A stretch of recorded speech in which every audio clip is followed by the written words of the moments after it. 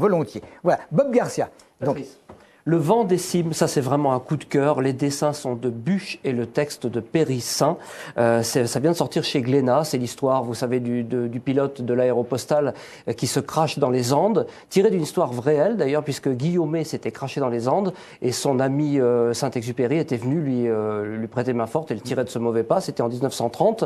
Et donc Périssin a pris ce scénario comme base pour écrire ce roman graphique, 180 pages de suspense, avec un art de l'ellipse, un climat, une ambiance. Enfin, c'est vraiment très beau, très bien fichu. Je ne sais pas si on a vu on voit bien, cette couverture-là. Oui. Et alors des couleurs pastel qui, je dirais, un petit peu ont tendance à assouplir un petit peu la cruauté de ce récit. Et on ne voit pas du tout venir la fin.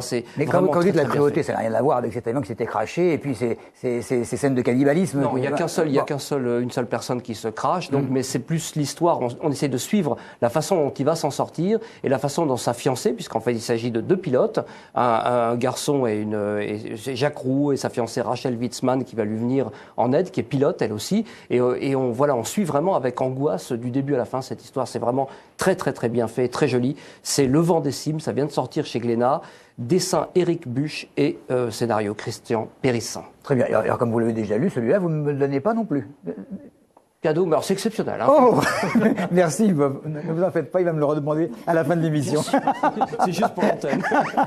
Ça j'aime beaucoup, c'est juste pour l'antenne.